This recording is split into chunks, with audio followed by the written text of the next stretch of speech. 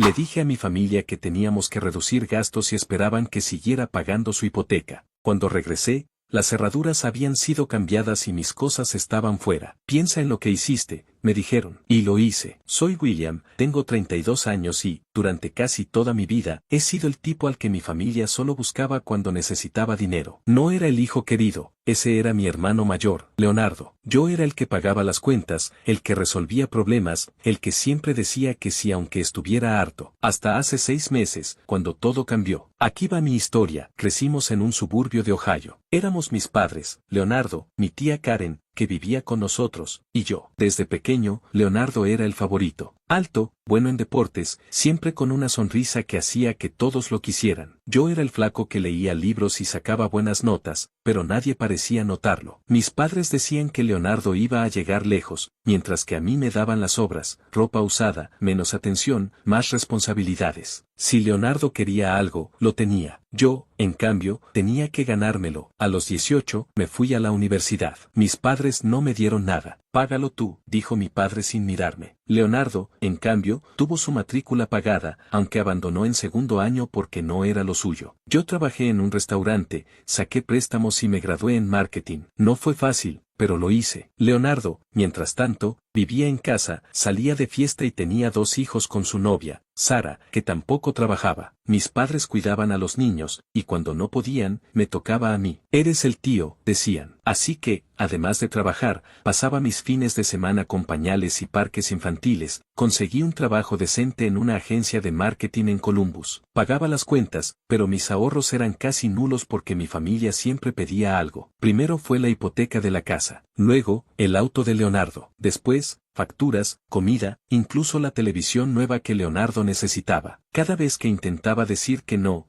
venía el drama, mi madre lloraba, mi padre me gritaba y tía Karen me llamaba egoísta. Siempre terminaba cediendo, buscando que me quisieran aunque fuera un poco. Hace 6 meses, las cosas llegaron a un límite. Mi jefe, Greg, me envió a Chicago por una semana para una conferencia importante. Antes de irme, tuve una reunión con mi familia. Estaba cansado de ser su cajero automático. Revisé mis finanzas y vi que, si seguía así, nunca iba a tener nada para mí. Así que hablé claro. Si quieren que siga pagando la hipoteca, tenemos que recortar gastos, dije en la sala. Leonardo, podrías buscar trabajo. Mamá, papá, quizás no necesitamos 2 autos. Tía Karen, tal vez vender algo que no usamos. No esperaba que saltaran de alegría, pero tampoco estaba listo para su reacción. Mi madre lloró, diciendo que era cruel. Mi padre me miró como si fuera basura. Leonardo se rió, como si fuera un chiste. Y tía Karen murmuró algo sobre mi ingratitud.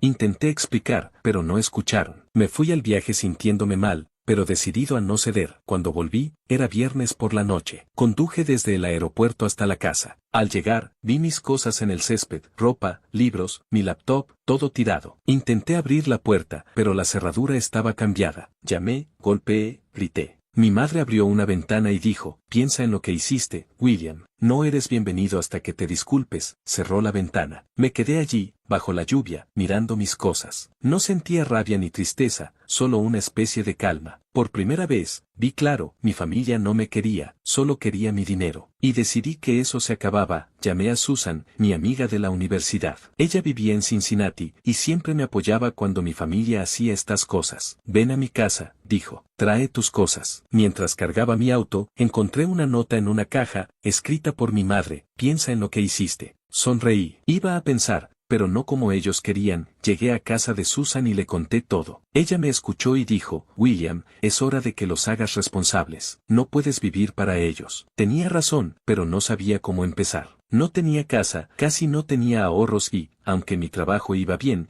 estaba perdido. Al día siguiente, fui a la oficina. Greg notó que algo andaba mal y me preguntó. Le conté la verdad. No sé por qué, tal vez porque estaba agotado. Él me escuchó y dijo algo que cambió todo. Usa lo que tienes. Ellos dependen de ti. Aprovecha eso. Esa noche, en el sofá de Susan, empecé a planear. La hipoteca de la casa estaba a mi nombre. Hace años, mis padres no calificaron para el préstamo, así que lo firmé yo. Legalmente, yo controlaba la deuda. Con la ayuda de Susan y un abogado amigo de Greg, vi una salida. No quería vengarme, solo quería que entendieran que no podía ser su títere para siempre. El plan era arriesgado, pero sentía que era mi única opción.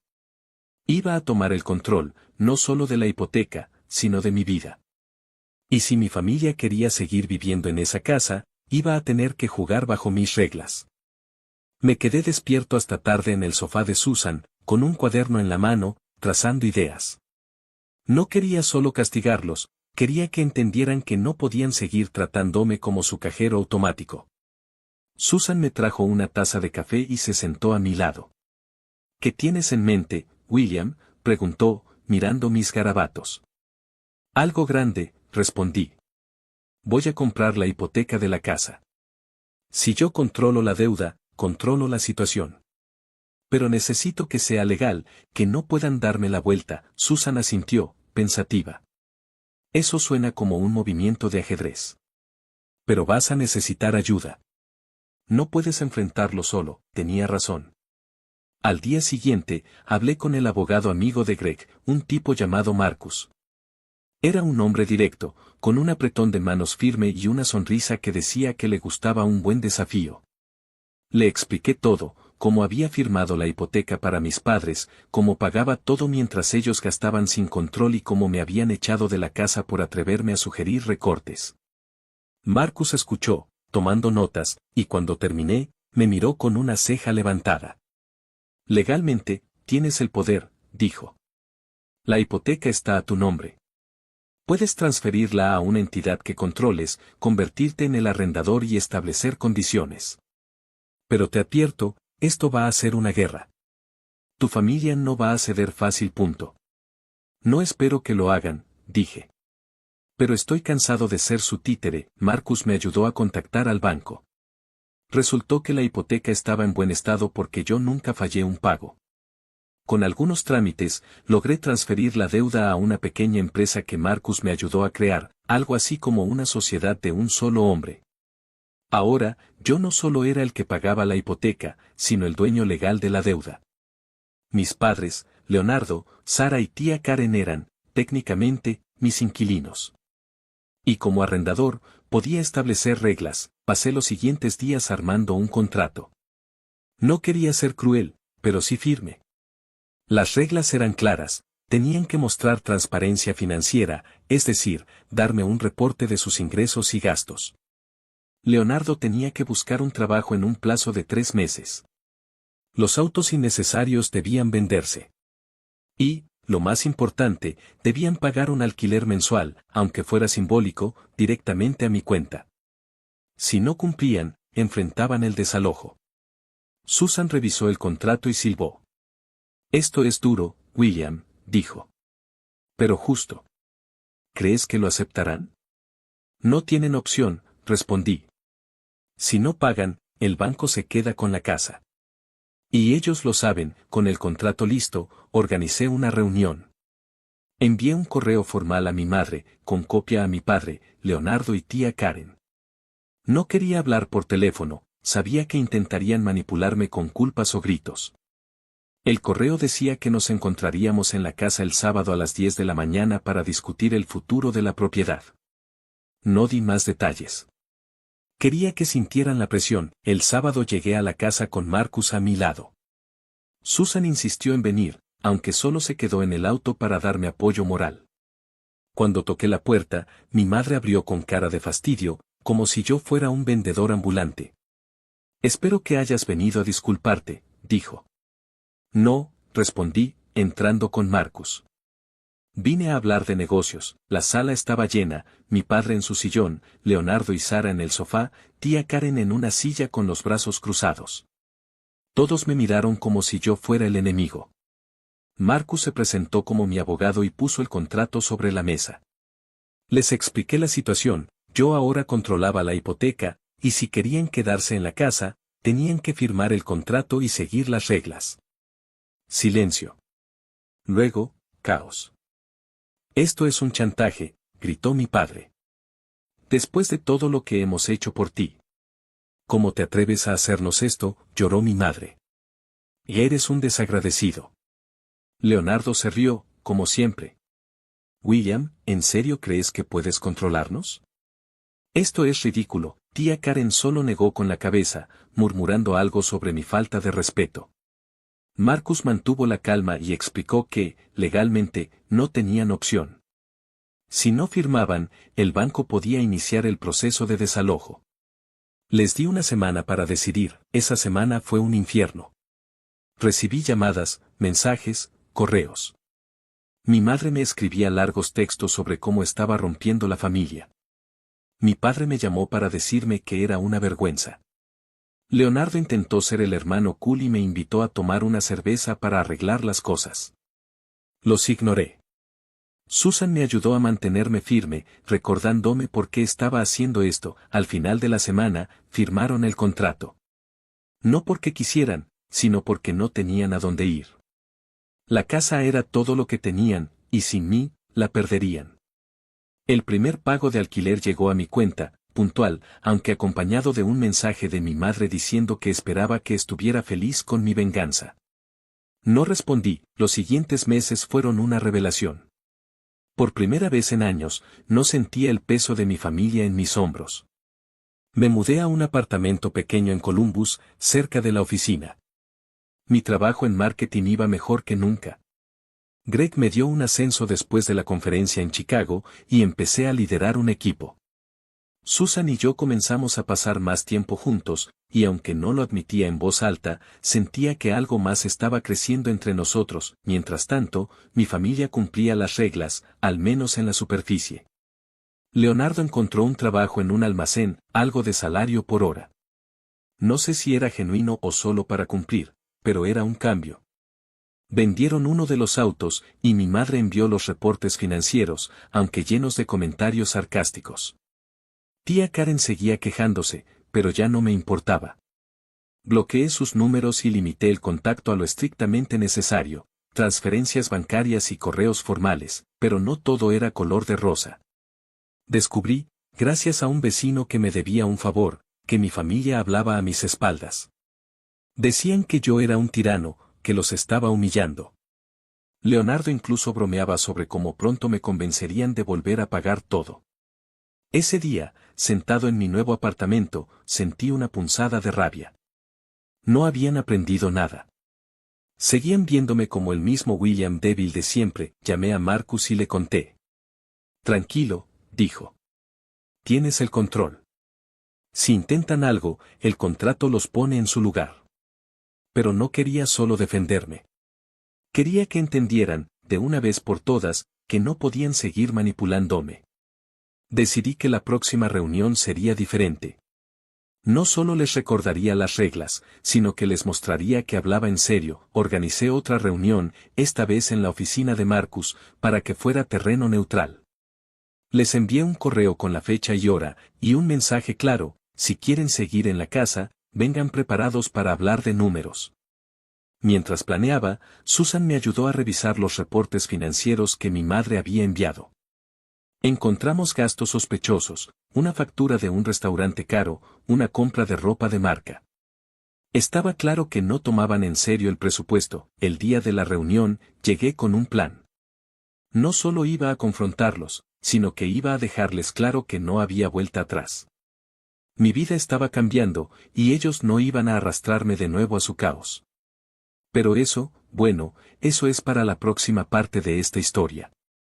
Llegué temprano, con una carpeta llena de documentos, los reportes financieros que mi madre había enviado, las facturas sospechosas que Susan y yo encontramos, y una copia del contrato que habían firmado. Marcus estaba a mi lado, revisando sus notas, y Susan insistió en acompañarme, aunque se quedó en una sala de espera cercana, enviándome mensajes de apoyo. Tú puedes, William. No dejes que te manipulen, decía uno de ellos.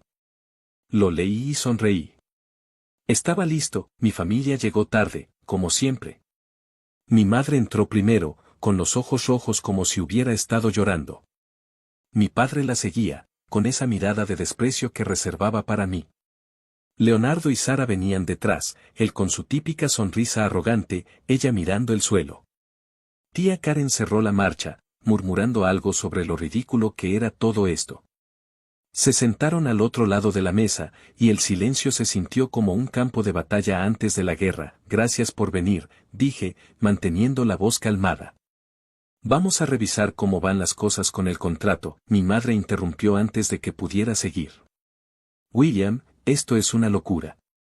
Somos tu familia, ¿cómo puedes tratarnos como si fuéramos extraños? ¿En serio nos vas a hacer esto?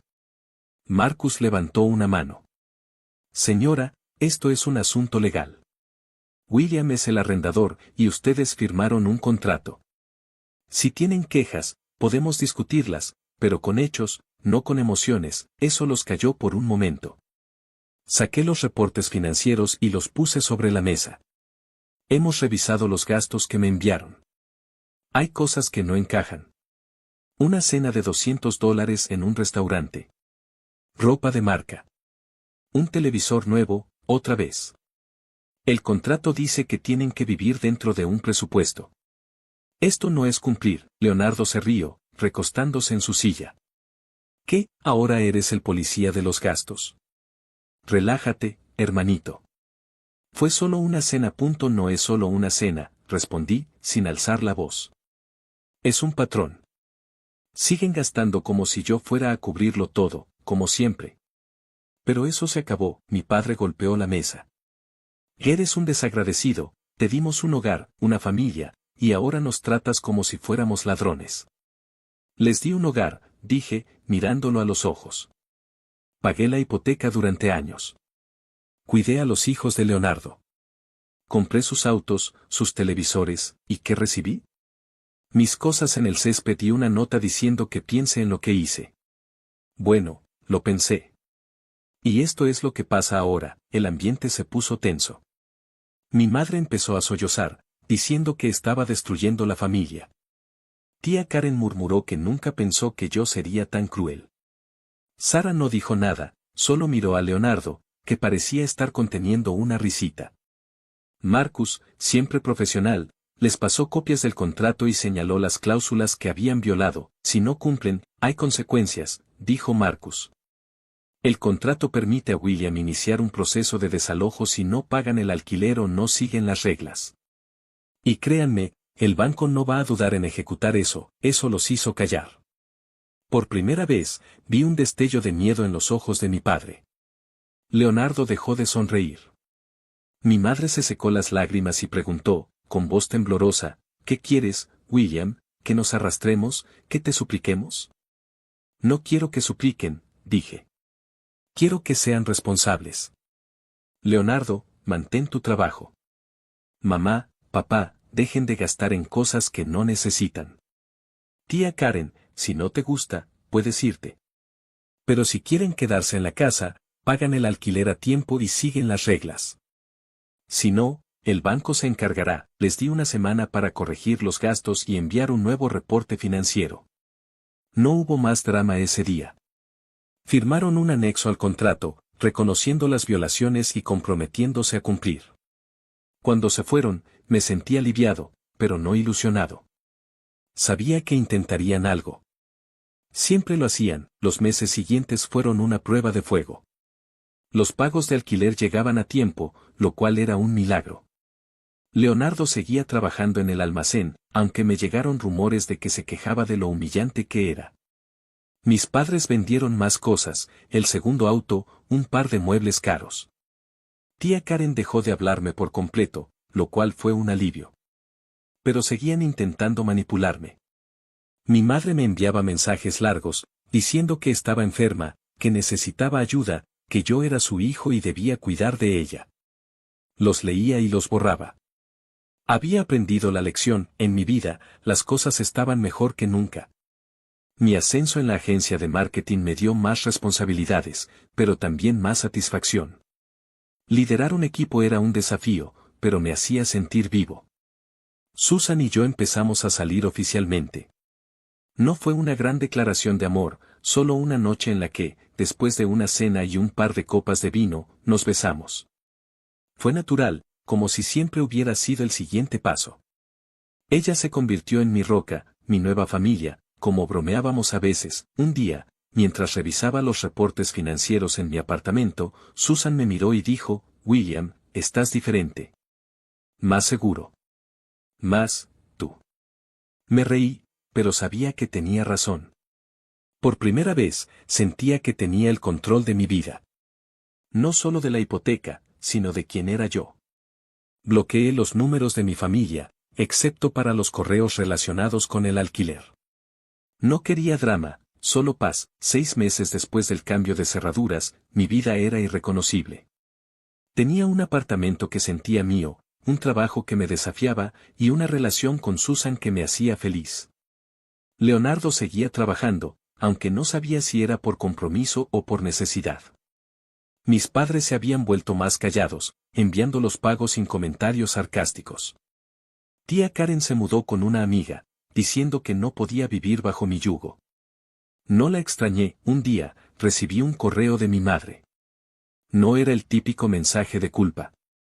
Era corto, casi formal. Decía que querían reunirse, no para pelear, sino para hablar de la familia. Dudé, pero algo en mí quiso darles una última oportunidad. Fui a la casa, solo, sin Marcus. No quería una batalla legal, solo cerrar el capítulo. Cuando llegué, la casa parecía diferente. Más ordenada, menos llena de cosas innecesarias.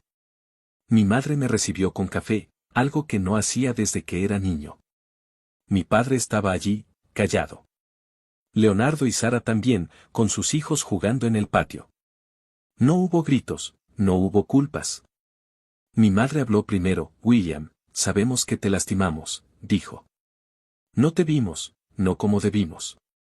Y lo que hiciste, duele, pero lo entendemos. Queremos hacer las cosas bien. Leonardo asintió. El trabajo no es lo que soñé, pero estoy aprendiendo. No quiero que pienses que sigo siendo el mismo idiota. No sabía si creerles. Una parte de mí quería, pero otra parte, la que había cargado sus problemas por años, me decía que tuviera cuidado. Me alegra que estén tratando, dije. Pero esto no cambia el contrato. Siguen siendo mis inquilinos, y las reglas no cambian. Mi padre asintió, algo que nunca había visto. Lo entendemos, dijo. Solo queremos que sepas que, lo sentimos. No respondí. Me despedí y salí. Mientras conducía de vuelta a Columbus, sentí una mezcla de emociones. No sabía si su cambio era real, pero por primera vez, no me importó.